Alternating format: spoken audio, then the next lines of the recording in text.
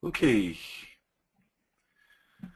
bonjour à tous et bienvenue dans ce dernier épisode de la saison 3, épisode 12. Je vais partager mon écran.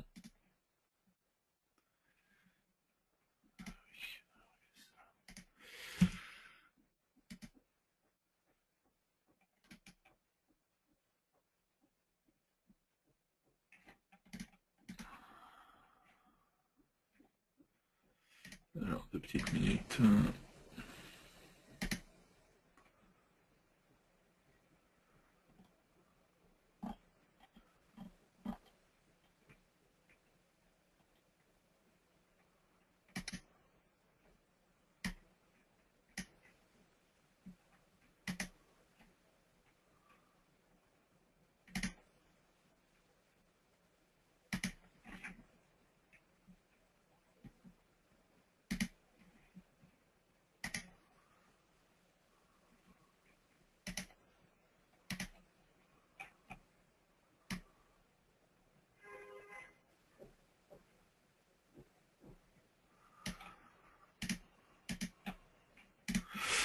Ok, c'est pas grave. Donc le dev du jeudi, saison 3, épisode 12, c'est le dernier épisode. N'oubliez pas, vous pouvez communiquer sur le dev du jeudi, sur Twitter avec le hashtag le dev du jeudi. Donc n'hésitez pas à le faire. Pardon. Enfin, il est arrivé, le site web ledevdujeudi.com.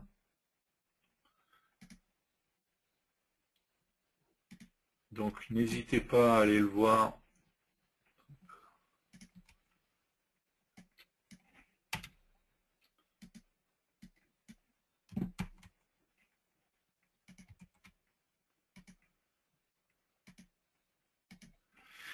Vous retrouverez toutes les vidéos de toutes les saisons. Hein. Vous avez chaque saison, saison 1, saison 2, saison 3, avec chaque épisode.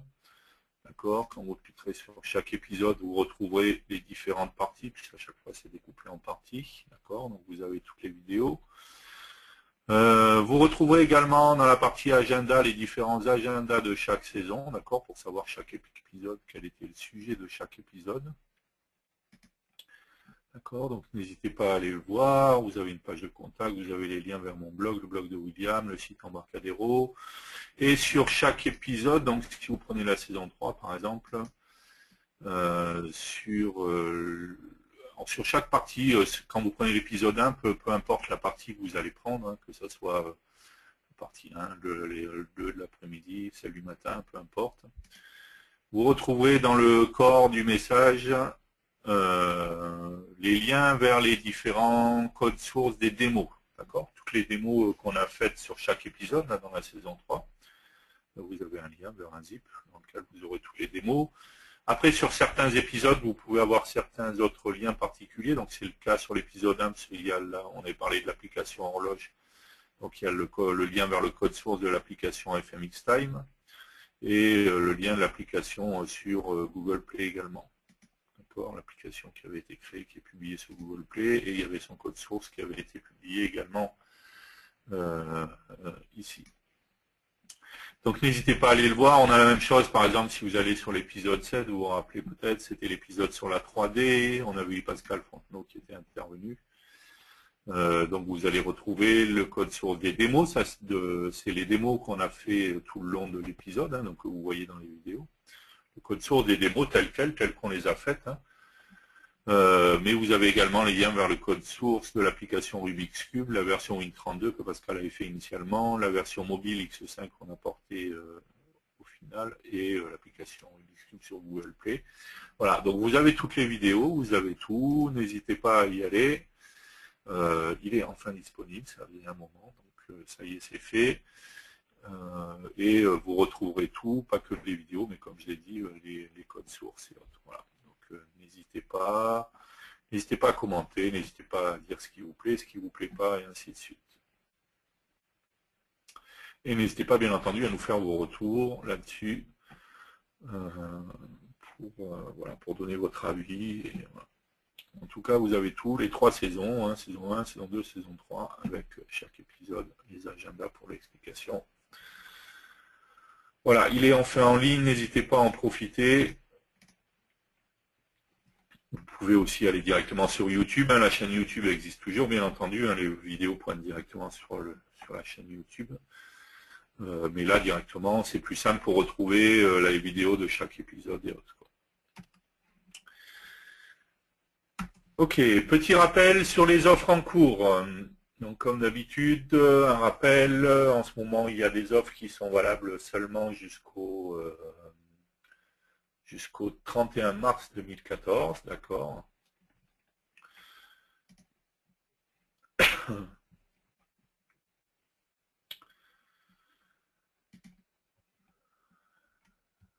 Hop, j'envoie à tout le monde. Donc la première des offres, en fait, c'est tout simplement le fait qu'à partir de n'importe quelle mise à jour, de n'importe quelle version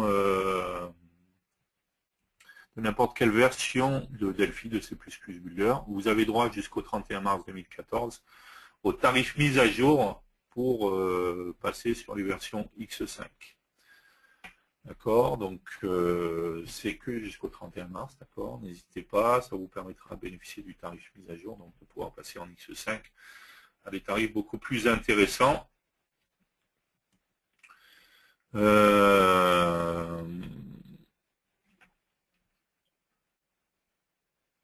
Et ce, depuis n'importe quelle ancienne version, en fait. Hein. D'accord, donc que vous soyez en Delphi 1, 2, 3, peu importe, vous avez droit au tarif mise à jour.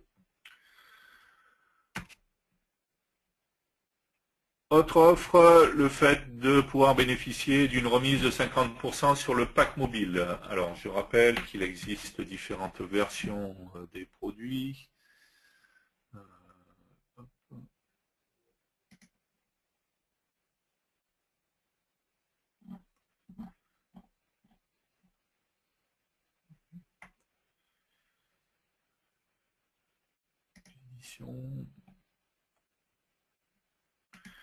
Alors ça, c'est pour le RAD Studio. Attention, c'est un petit peu différent en ce qui concerne le Delphi et le C++ Builder. Je vous rappelle que vous pouvez acheter le Delphi ou le C++ Builder seul, directement, séparément, d'accord.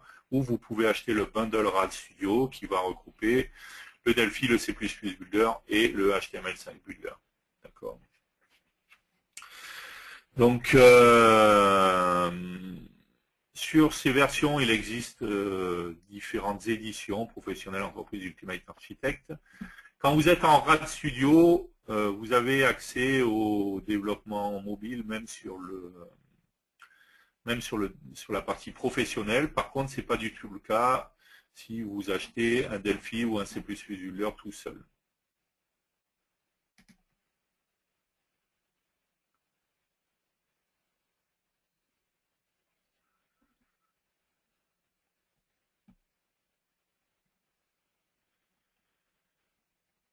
Ok, donc si je vais sur Delphi, par exemple, et que je regarde les éditions,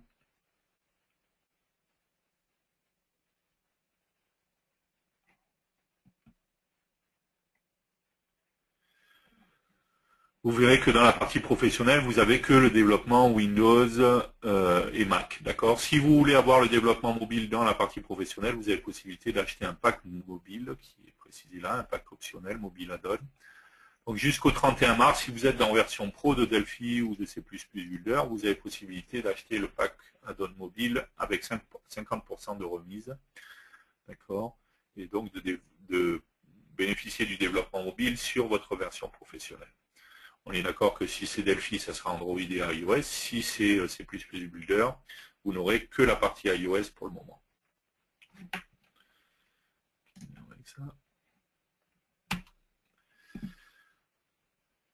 Autre chose dans les promos, la possibilité de bénéficier d'un bonus pack.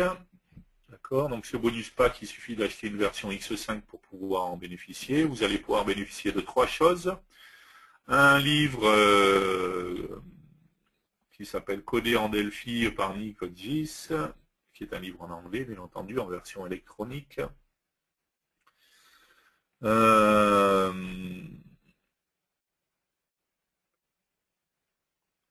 un pack de style premium, d'accord, Jet et Diamond, qui seront valables pour iOS, Windows, macOS, enfin pour toutes les plateformes.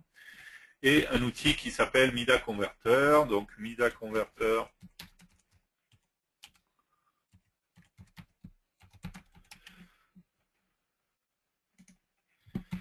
je rappelle que c'est un outil qui permet de vous aider à migrer vos applications VCL vers des applications FireMonkey. D'accord, donc c'est pas l'outil magique qui va tout faire, encore une fois, je le répète.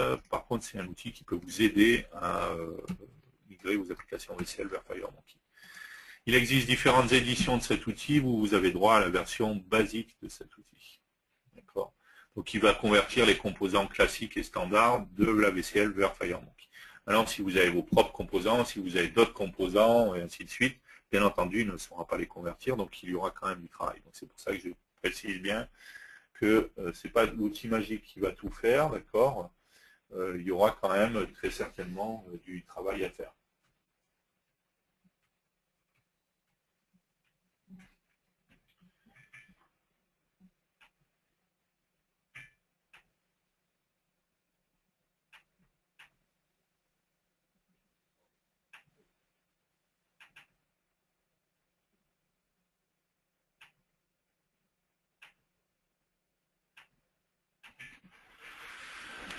Ok, donc vous avez droit à une version basique de cet outil-là. Je vous montrerai après comment aller le récupérer. Donc pour récupérer tous ces bonus packs, justement, vous allez devoir vous rendre sur le lien qui est ici. Ok. Pardon.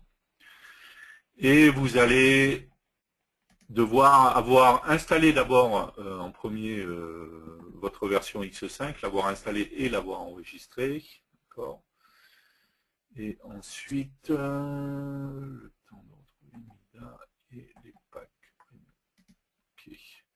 Donc pour récupérer le livre de Nicodgis, donc encore une fois, il faudra, pour ces trois choses-là, il faudra avoir installé et enregistré votre version X5.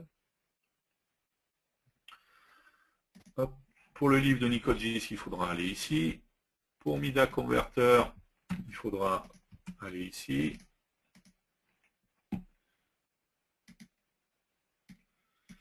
Et pour le pack premium de style, il faudra aller ici. Ok. D'accord, donc encore une fois, avant d'aller récupérer ces trois éléments, il faudra avoir installé la X5, l'enregistrer, tout simplement parce que quand vous allez vouloir télécharger, il va vous demander de vous loguer avec votre user et vous devrez vous loguer avec le même user que celui qui a enregistré la version X5.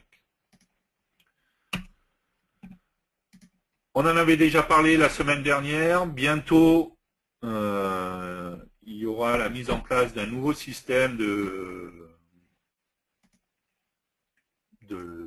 gestion des licences, de paiement des licences, qui s'appelle Recharge Plan, qui va vous permettre de bénéficier des dernières versions à un tarif beaucoup plus avantageux à partir du moment où vous êtes dans la version N-1. Donc quand la prochaine version sortira, si vous êtes en X5, alors attention, si vous n'êtes pas en, ça peut être justement l'intérêt de passer en X5 maintenant pour pouvoir bénéficier ensuite de Recharge Plan, qui sortira dès la prochaine version. Donc si vous êtes en X5, vous pourrez bénéficier de la nouvelle version à un tarif beaucoup plus bas en passant par Recharge Plan, d'accord, qui sera plus intéressant qu'un tarif mis à jour habituel. Ce qui vous permettra de suivre en fait les différentes versions en ayant un tarif spécifique beaucoup plus bas, donc pour favoriser les gens justement qui nous suivent régulièrement et qui suivent toutes les versions. Bien entendu, ça ne sera valable que si vous êtes en version N-1. Donc quand la prochaine version sortira, comme Recharge Plan sera en place, si vous êtes en X4 par contre, ou les versions avant, comment ça s'appelle, vous ne pourrez pas en bénéficier. D'accord, donc il faudra vraiment être dans la version N-1.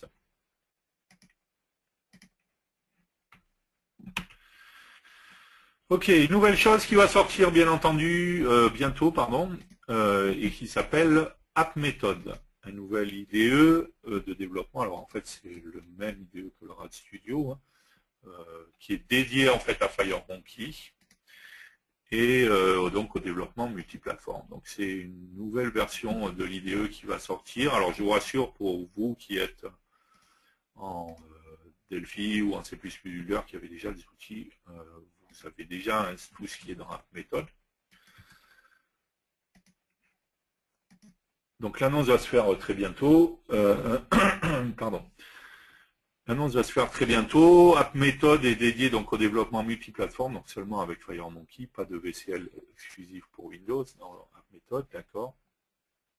Et surtout, il y a un système de paiement qui est un système de location en fait, hein, comme ça se fait beaucoup maintenant, de subscription, d'accord, pour pouvoir vous payer régulièrement et vous avez accès à l'outil avec les fonctionnalités. Alors, tout dépend du nombre de développeurs, le nombre de plateformes, et ainsi de suite. Voilà. C'est tout un système. On reviendra vers vous pour vous en parler plus en détail de toute manière. Mais encore une fois, si vous êtes déjà en Delphi ou en C++ Builder, il n'y a rien de nouveau dans le App méthode. Ce serait plus pour les nouveaux clients ou ce genre de choses. Ok, quelques liens. Bientôt, le 19 mars, il y a un séminaire en ligne animé par Marco Cantu qui va parler de comment moderniser vos applications Delphi et C++ Builder, d'accord. Donc, comment passer de Windows XP à Windows 7 ou à Windows 8, par exemple, le 64 bits, l'Unicode, moderniser vos applications, les gestures, ce genre de choses, pas vous débarrasser du BDE, DB Express, passer sur Fireback, enfin voilà, aller vers FireMonkey, enfin voilà, plein de choses qui vont être expliquées là-dessus pour vous qui avez déjà des applications VCL en place, comment les moderniser, les faire évoluer et ainsi de suite. N'hésitez pas à vous inscrire, c'est un séminaire en ligne en anglais par contre, hein, bien entendu. C'est un séminaire gratuit, vous avez, comme d'habitude, hein, comme le début du jeudi, vous vous inscrivez, vous suivez, il n'y a pas de problème, quoi.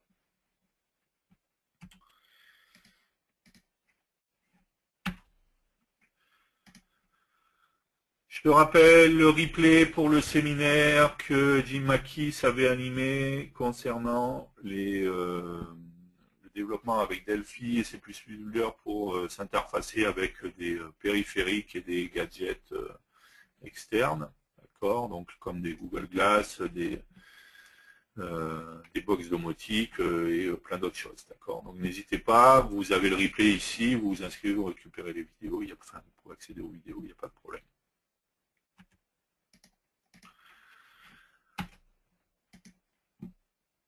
De la même manière, il y avait eu un séminaire sur les tests unitaires, on en avait parlé également, animé par Nicogis, en anglais encore une fois, qui est dédié donc aux tests unitaires avec Delphi. Donc pareil, vous pouvez vous inscrire et accéder aux vidéos directement, donc n'hésitez pas à y aller. Le séminaire, il n'y a pas très longtemps, il y a eu le séminaire CodeRedge 8 dédié au C++ Builder. Les replays des vidéos sont enfin disponibles, d'accord. Donc il vous suffit de vous rendre ici, de vous inscrire et vous pourrez récupérer et accéder directement aux différentes vidéos de CodeRedge 8 dédiées au C++ Builder. Il y a la même chose qui existe pour le Delphi, c'était plus vieux déjà. Hop. Là. Pardon. Voilà, qui est ici également. Donc n'hésitez pas, que ce soit pour Delphi ou pour C++ Builder, il y a les deux qui ont été mis en place. Donc voilà, n'hésitez pas à aller visualiser toutes ces vidéos. Bien entendu, encore une fois, c'est des vidéos qui sont exclusivement en anglais.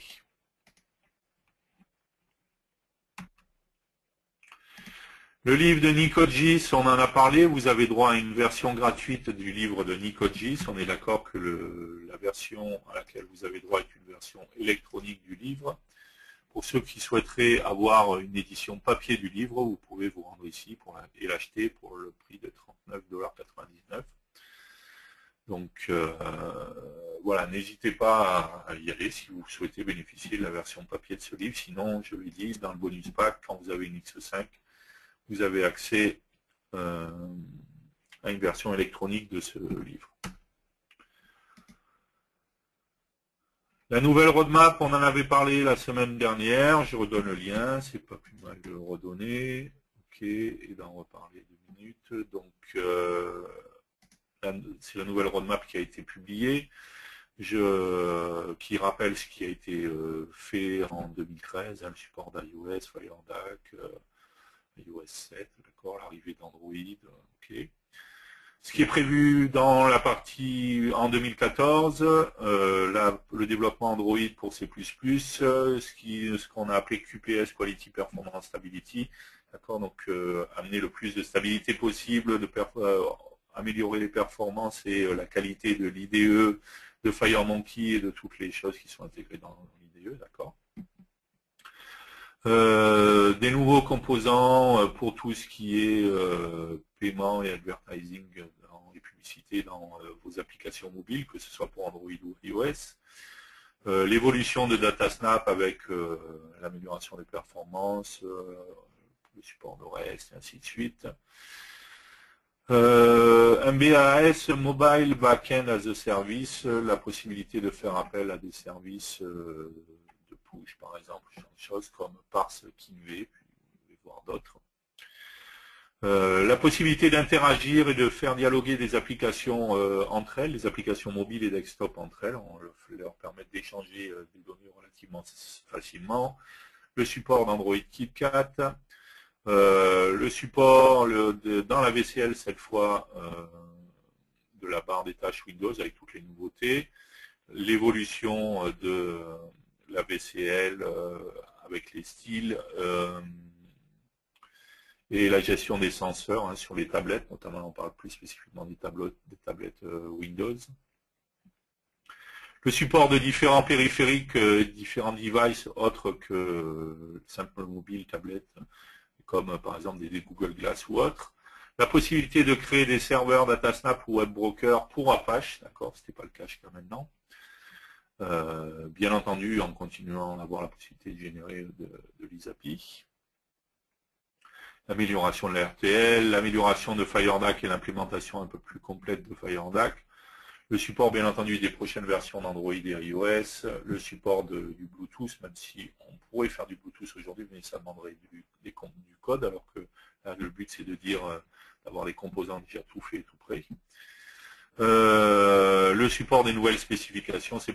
Donc toutes ces choses-là sont prévues en 2014, d'accord, donc sortiront cette année. Il est prévu également pour cette année qu'il y ait 2 versions cette année, d'accord. Donc il y aura 2 versions qui sortiront cette année. Je ne sais pas encore vous donner les dates, mais en tout cas il y en aura 2, ça c'est sûr. Ensuite, ce qui est prévu après 2014, c'est le support, bien entendu, des futures versions d'Android et iOS, la possibilité de créer des serveurs, des applications serveurs DataSnap pour Linux, et je parle bien d'applications serveurs, d'accord, on ne parle pas d'applications clientes, on ne parle que d'applications serveurs. Le support d'autres devices, d'accord, les évolutions de REST, la compilation en Mac OS X en 64 bits, c'est pas le cas aujourd'hui, sur Mac OS X aujourd'hui on compile en 32 bits. Le support de Windows 8 ARM et WinRT, des évolutions sur tout ce qui est cloud et mobile backend as service, d'accord. Le support des futures évolutions de Windows Desktop, la parallélisation, d'accord, gestion de la parallélisation et du développement multiprocesseur, et le support d'Android sur plateforme Intel. Aujourd'hui, on supporte Android sur les plateformes ARM. Il est prévu aussi le support d'Android sur les plateformes Intel. Ok, donc ça c'était pour la roadmap. Un petit lien pour terminer vers un code qui est sympa, qui peut être intéressant, qui montre comment on pourrait appliquer en fait dynamiquement par code un effet à une image en fait et enregistrer cette image directement avec l'effet quoi. De base. Sinon il va vous enregistrer l'image normale mais sans l'effet. Voilà, donc un petit code sympa qui peut être pratique pour expliquer comment on pourrait appliquer n'importe lequel des effets sur une image et enregistrer cette image.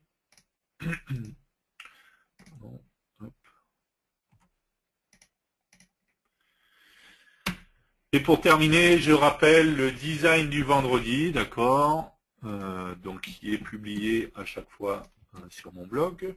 N'hésitez pas à aller voir. Le dernier design,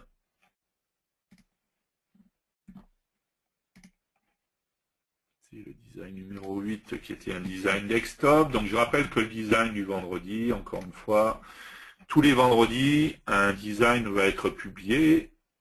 C'est simplement un design, vous montrer comment vous pourriez faire une application sympa en FireMonkey avec un look particulier et ainsi de suite, d'accord. On alterne chaque semaine design desktop, design mobile, tout simplement parce que l'ergonomie fait qu'on ne fait pas du tout les mêmes choses en mobile et en desktop. Et à chaque fois, bien entendu, le code source est fourni, donc il n'y a rien de fonctionnel là-dedans, c'est vraiment qu'une possibilité de... Ça c'est le code source, j'envoie le lien, que vous présentez une possibilité de design au niveau IHM, d'accord, que vous allez pouvoir utiliser tel quel. À chaque fois, il y a différentes fenêtres, donc vous pourriez juste mettre après le contenu de vos fenêtres ainsi, et c'est parti. Ou alors, tout simplement, partir de ça et utiliser les astuces qui ont été mises en place pour faire vos propres applications, ainsi de suite, d'accord. Donc chaque vendredi, ça je précise, ça va continuer même alors que le dev du jeudi s'arrête. Le design du vendredi va continuer, il n'y a pas de problème. Dès demain, il y aura un nouveau design qui sera un design mobile, puisque la dernière fois, c'était un design desktop. Je vais juste vous montrer le dernier qu'il y a eu. Pour vous montrer à quoi ça ressemble. D'accord, ça vous le verrez à l'exécution. Ok, donc en fait, on a un menu qui suit la souris. D'accord, donc quel que soit là où va la souris, donc voilà. Et ensuite on peut aller sur les menus qui nous intéressent et voilà, on a accès à notre fenêtre qu'on peut fermer et on va voir. Voilà. Donc encore une fois, c'est des idées de design, hein, voilà, et comment on pourrait faire ce genre de choses et avoir voilà, des designs même desktop qui sont sympas. Donc c'est fourni à chaque fois avec tout le code source, d'accord. Vous avez chacune des fenêtres, donc il suffirait, si je veux avoir le même design pour mon application, de remplacer directement dans ma fenêtre en mettant, nous on a mis du texte, il y a du texte basique, hein, vous mettre ce que vous voulez par rapport à votre application. Voilà, le design du vendredi, encore une fois, tous les vendredis ce sera publié, ça va continuer, il n'y a pas prévu que ça s'arrête pour le moment, hein, ça a encore plein de designs possibles. Et ça sera publié tous les vendredis. Ça sera publié sur mon blog, je vous ai envoyé le lien. Donc tous les vendredis, n'hésitez pas à regarder. Et vous trouverez le nouveau design avec le lien vers le code source qui correspond.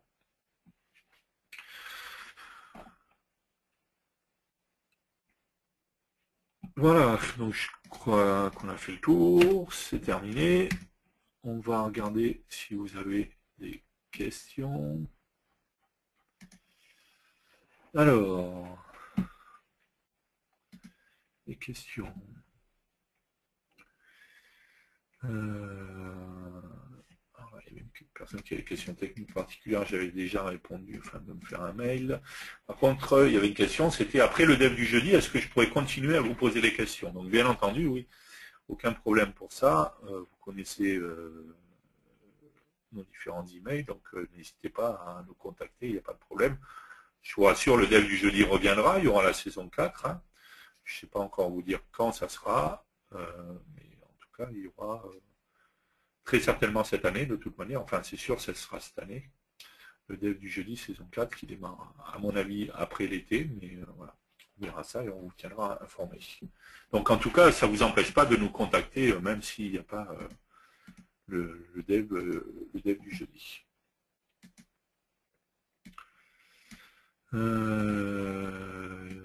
Il y avait une question sur...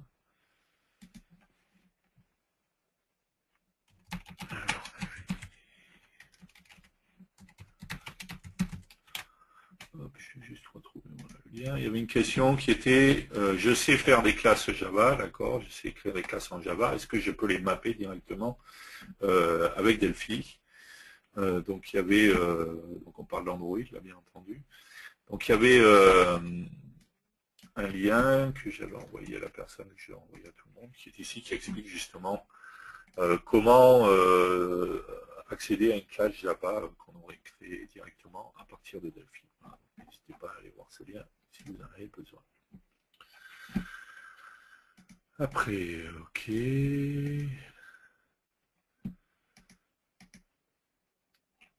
Avec quelle technologie, outil, le site, le dev du jeudi a été développé? Donc ça a été fait avec WordPress tout simplement. C'est du WordPress pour que ce soit plus simple à gérer. Voilà. Ensuite, merci pour la mise en ligne du site. Première remarque concernant les épisodes des saisons, il serait top de nommer S1E01 suivi du sujet traité. Plus facile ainsi de s'en servir comme référence. Donc, ok, merci pour le retour. Après, bon, il faut savoir que des fois les sujets sont un peu longs, donc c'est pas toujours évident. Par contre, encore une fois, ce que j'ai dit tout à l'heure, ici vous avez agenda, et si vous allez sur chaque agenda, vous aurez les agendas de chaque épisode. Donc vous pouvez trouver de toute manière assez facilement à quoi correspond chaque épisode selon les saisons. Si vous allez sur la saison 1, l'épisode 1, vous savez que c'est la découverte de l'EDI Rad Studio X2. Voilà. Mais bon, encore une fois, merci pour la remarque. En tout cas, n'hésitez pas à nous faire vos retours sur le site, sur vos idées et autres. Voilà, faut pas hésiter. Vous avez des catégories aussi, hein, si vous voulez avoir que la saison 1, que la saison 3, que l'épisode 1, ainsi de suite. Voilà. C'est la même chose que ce que vous allez avoir là. Et vous pouvez après trier par date, par peu importe. Ok. Ensuite, William, je n'ai pas trouvé de source exemple pour utiliser DBX-JSON. Je voudrais pouvoir parcourir à la main une chaîne de caractères JSON, type getChildNode, getValue. Est-ce qu'on peut le faire? Donc en l'occurrence, William a répondu à la personne en précisant un lien, mais ça tombe bien parce que ça fait partie des choses qu'on va voir aujourd'hui. Donc en l'occurrence, on va accéder à du JSON aujourd'hui, tout simplement parce qu'on va accéder à l'API YouTube et on va parser ce JSON. Donc on va le voir. Donc si vous suivez, vous verrez comment on peut le faire. AppMethod annonce le début de la fin de Delphi. Donc non, pas du tout. Hein, AppMethod, hein, dont on a parlé, est ici. D'accord. Vous verrez quand ça sera annoncé définitivement qu'on va en parler. Vous verrez que d'abord on code en Delphi, on code en C++, hein, donc c'est la même chose. Par contre, c'est un IDE dédié exclusivement au développement multiplateforme, donc à FireMonkey, pas de VCL ou ce genre de choses. Donc c'est pas du tout la fin de Delphi, il restera l'IDE Delphi, l'IDE C++ Builder et le Rad Studio qui continueront d'exister et qui contiennent vraiment tout, la totalité, d'accord, que ce soit en VCL, que ce soit, donc qui vous permettront à la fois de pouvoir gérer vos anciennes applications VCL, les nouvelles choses que vous allez faire en FireMonkey. Et puis AppMethod, c'est plus spécifiquement pour le développement multiplateforme, voire pour les gens qui vont faire que du développement mobile ou ce genre de choses, quoi, voilà. Donc les deux vont continuer d'exister et encore une fois, il n'est pas prévu qu'il y ait plus de fonctionnalités d'un côté ou de l'autre. Quand il y aura une fonctionnalité en plus, elle sera dans les deux IDE. Donc c'est plus une manière de... On va plus cibler les gens qui font vraiment déjà que du développement multiplateforme, ça c'est sûr.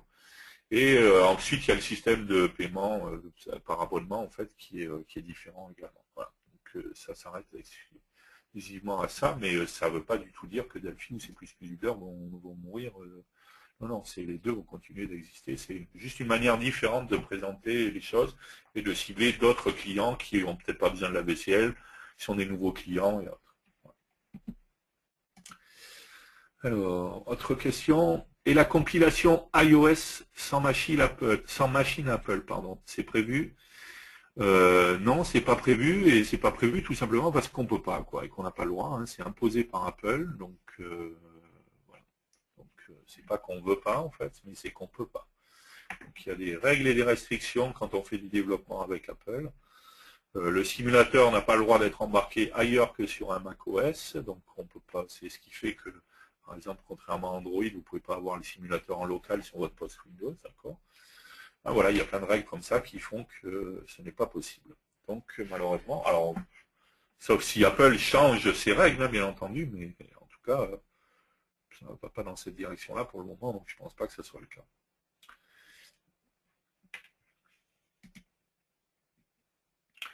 Pour FireDAC, Delphi Pro, ça fonctionne. J'avais dû faire une bêtise. Ok, c'était la personne qui avait posé une question par rapport à FireDAC avec Delphi Pro. Ok, pas d'autres questions? Non? Ok, alors on va continuer. Donc le but de la journée aujourd'hui, c'est de faire l'application Le Dev du jeudi. Donc l'application Le Dev du jeudi, c'est quoi? Ça va être tout simplement une application qui va me permettre, comme sur le site web en fait, d'accéder selon les saisons, selon les épisodes par exemple, d'accéder aux différentes vidéos qui correspondent. D'accord? De pouvoir visualiser directement sur sa tablette, sur son mobile, les vidéos qui vont correspondre au dev du jeudi.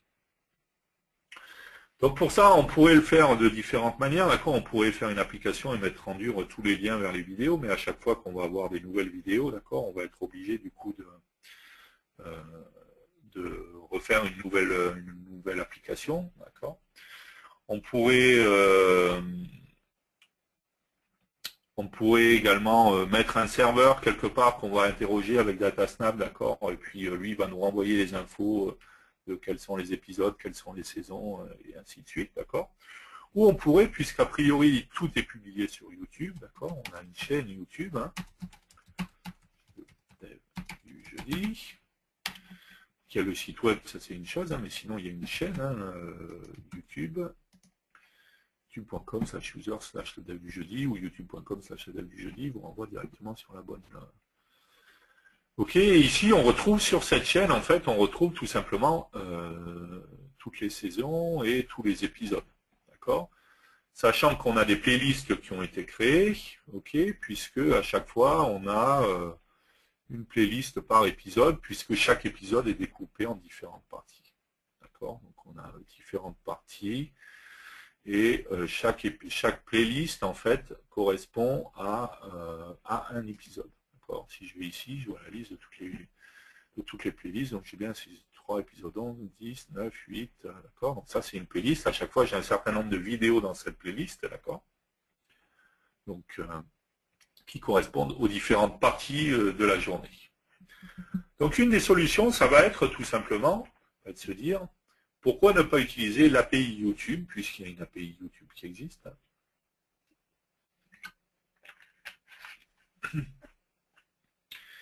pour pouvoir en fait récupérer ces informations-là de cette manière-là, même si je rajoute des saisons, même si je rajoute des épisodes, tout simplement, ça ne posera pas de problème. D'accord?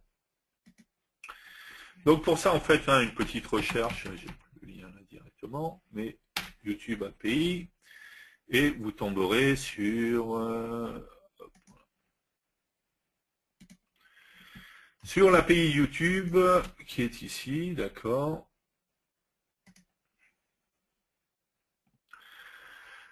Qui est en version 3. Attention, il y avait une version 2 avant, mais qui est déprécative maintenant, d'accord. Donc on va devoir accéder à la version 3.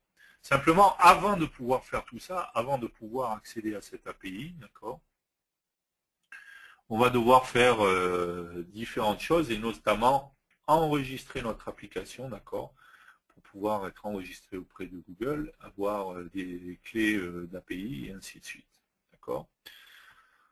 Donc, comme c'est indiqué ici, il va falloir aller sur ce lien Register your application. D'accord. Donc ça c'est le lien juste explicatif, d'accord, de ce que vous avez besoin de faire. Là où il va falloir se rendre, c'est sur Google Cloud Console. Ok.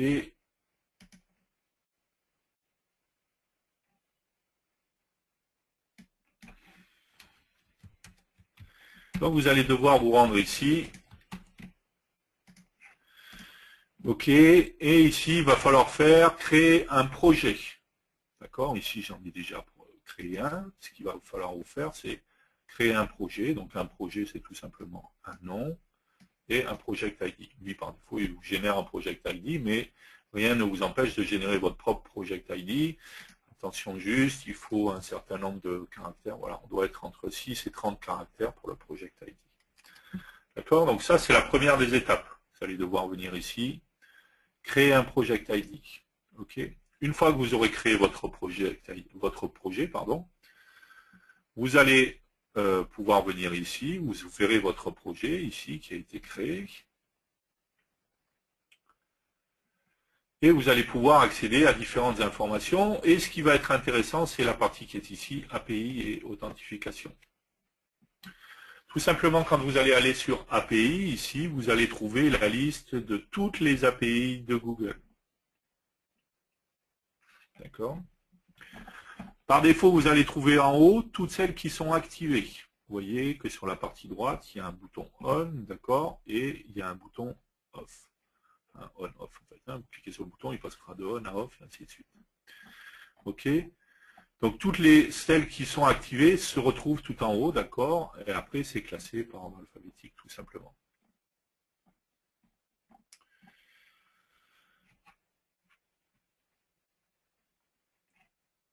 Ce qu'il va falloir faire, c'est activer une API. Alors par défaut, en fait, quand vous créez un projet, vous verrez que vous avez seulement ces 4 premières API qui sont à on. Le YouTube Data API V3, par défaut, il sera tout en bas et il sera à off. D'accord ? Donc ce qu'il faudra faire, c'est aller cliquer sur le YouTube Data API V3 pour le faire passer de off à on. D'accord ? Comme je pourrais le faire ici, par exemple, en cliquant sur YouTube Analytics API. Voilà. On voit qu'une fois que je l'ai fait passer à on, automatiquement, je le retrouve en haut. D'accord ? Donc, en fait, je vais mettre à on, tout simplement, toutes les API auxquelles je vais vouloir avoir accès. D'accord ? Donc, celles auxquelles je veux avoir accès, ben, je vais pouvoir y avoir accès directement. Ok, une fois que j'aurai fait ça, d'accord, alors bien entendu quand vous allez faire ça, vous allez valider un accord de licence, d'accord, ok, et en passage il vous expliquera ce à quoi vous avez droit en nombre de requêtes en fait sur la version gratuite de votre application. Ensuite il faudra aller, une fois que vous aurez fait ça, donc que vous aurez activé votre API, d'accord, donc activer YouTube Data API V3, d'accord. Il faudra aller sur la partie crédentiale. Alors, je ne vais pas y aller moi, puisque sinon vous verrez les différentes clés. Et là, vous pourrez faire générer en fait vos clés d'API que vous allez pouvoir utiliser. Alors, vous allez pouvoir générer soit des clés d'API simples, soit des clés pour le système d'authentification OAuth, d'accord. Donc moi, j'ai pris des clés d'API simples, ça favorisera la vie, d'accord.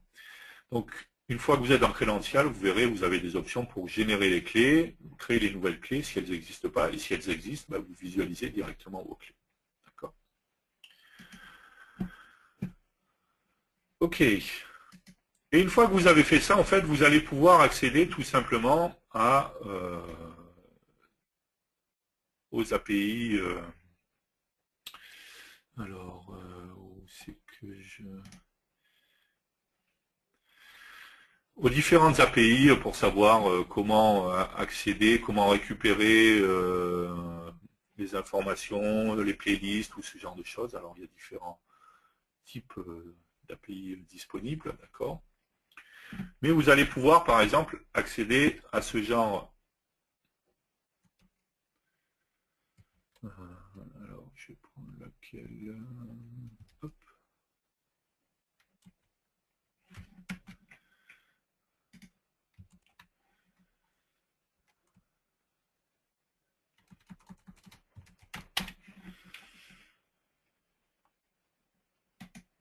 Alors c'est pas ça que je voulais trouver.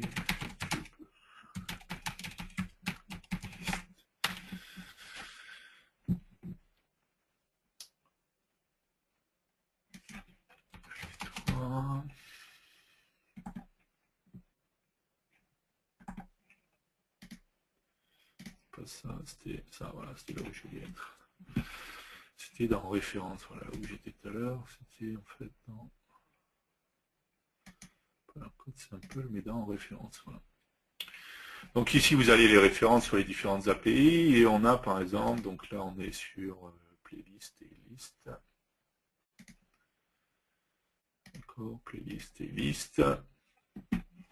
Donc vous avez voilà le début de l'URL qui est expliqué ici, d'accord, en HTTPS, les différents paramètres que vous allez pouvoir passer, ok. Et ce qui est intéressant, c'est que vous pouvez renseigner les différents paramètres ici, en fait, et faire un execute, et dans ce cas-là, il vous montre l'URL exacte que vous avez besoin. Donc si par exemple ici, je mets juste...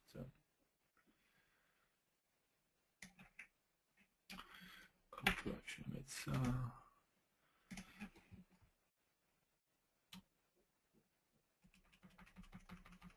Le channel ID. Alors, le channel ID, en fait, c'est tout simplement ma chaîne, hein, YouTube. Si je vais... Ma chaîne... Voilà, c'est le channel ID qui est là, d'accord. C'est pas celui-là parce que je suis pas connecté avec le bon user. Mais c'est l'identifiant qui est là, d'accord. Donc, si je mets, par exemple, ici, le channel ID... Ok, ici, dans Part, je vais mettre Content Detail. Et je vais mettre max régime 50, le maximum, et que je fais execute ici. Alors,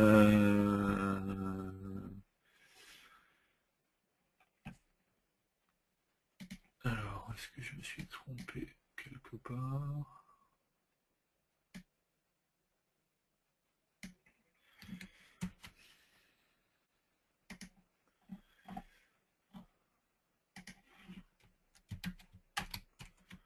Non, ça a l'air d'être bon.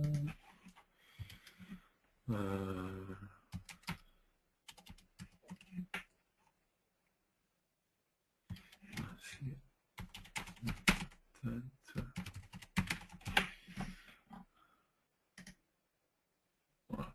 Je m'étais trompé dans la classe. Attention à la classe. D'accord, je vais voir le résultat directement ici, où il va tout simplement me donner la liste. D'ailleurs, c'était pas content detail. C'était snippet. Bon, il faut, là après, il faut parcourir la doc hein, pour voir. Ok, je vais avoir ici la liste tout simplement de mes différents. Là, je lui passe quoi? Je lui passe tout simplement le channel ID, donc l'identifiant de ma chaîne, d'accord. Je lui dis passe d'autres paramètres juste pour lui dire comment me présenter les résultats. Et au final, il va m'envoyer donc du JSON, par contre, d'où la question tout à l'heure, hein, comment parser du JSON qu'on va voir. Et il va m'indiquer tout simplement ici dans items, hein, je vais retrouver en fait mes différents je vais y arriver, mes différentes playlists. D'accord. Donc à chaque fois, j'ai ma première playlist, voilà, saison 3, épisode 1, 11, enfin la dernière en fait. Saison 3, épisode 10, dans le titre, d'accord. Il y a pas le channel ID, pardon, l'ID de ma playlist, voilà, il est là. Ok, et ainsi de suite. D'accord, donc il m'envoie ça. Alors l'avantage c'est que je peux tester du coup et il me génère directement l'URL. On voit que l'URL ici c'est celle-là. La seule chose que j'ai besoin de faire, cela il ne me l'a pas demandé quand il m'a généré l'exemple, c'est de remplacer YourAPI Key par l'API justement que j'ai généré en allant là où je vous ai montré tout à l'heure. Donc ça va me permettre d'appeler directement cette URL, de récupérer les résultats. C'est du JSON par contre, donc il va falloir le parser, on verra comment le parser. Et à partir de là, on va essayer de construire notre liste et ainsi de suite, quoi. D'accord? Donc on va fonctionner comme ça. On a pour l'instant, on s'est enregistré, on a créé le projet, d'accord? Je vous ai montré comment créer le projet. On a généré nos clés d'API. Et donc maintenant, il ne me reste plus qu'à faire appel à mes différentes URL. Enfin, plus qu'à. On va construire l'application au fur et à mesure. Ok, on va s'arrêter là pour le moment et on va regarder les questions et après on va faire une petite pause.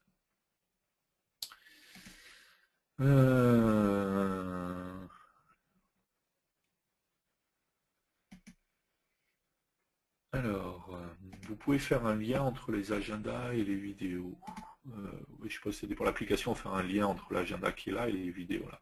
C'est ce qu'on va faire avec l'API parce que de toute manière chaque playlist en fait correspond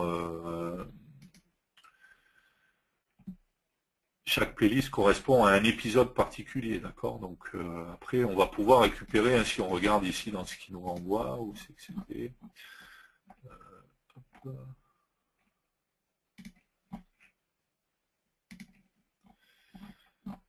Dans ce qui nous renvoie, on voit bien qu'on récupère le titre, mais on récupère également la description, donc on pourra avoir également l'info de la description, donc on pourra récupérer dans notre application directement.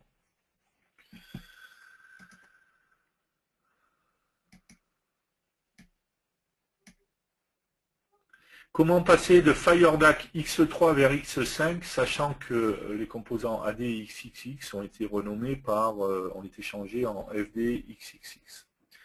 Donc il y a un utilitaire, hein, dans votre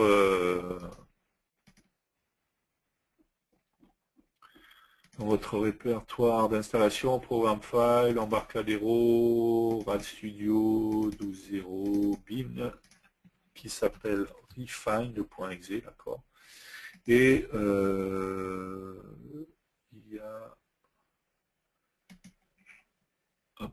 voilà, un lien ici qui vous explique comment utiliser ça et comment faire les mises à jour, enfin faire la conversion en fait, justement grâce à l'utilitaire Refine. En parlant par contre de l'utilitaire Refine, pensez à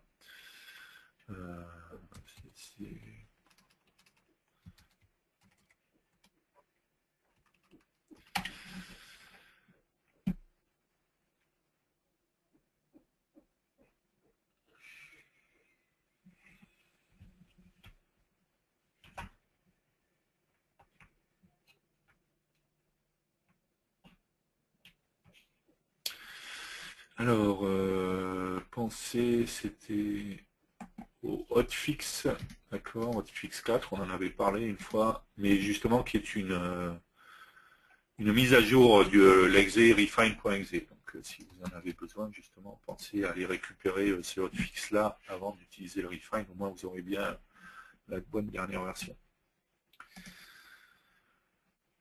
Ok, hors sujet, mais est-ce qu'on peut avoir un exemple de syntaxe pour lire une info sur la carte SD? Alors, qu'est-ce qu'on... Lire une info, c'est-à-dire récupérer un fichier ou... en fait, c'est juste une question de chemin. Après, j'avoue que je ne sais plus... on va regarder ça. William est en train de faire un truc là-dessus. Donc, on va faire la pause et puis on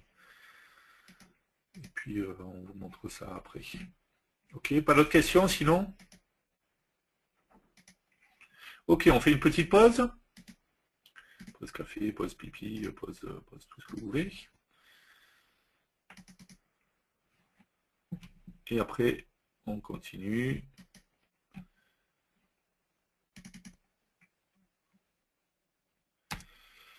Ok, une petite pause et on se retrouve dans quelques minutes. À tout de suite.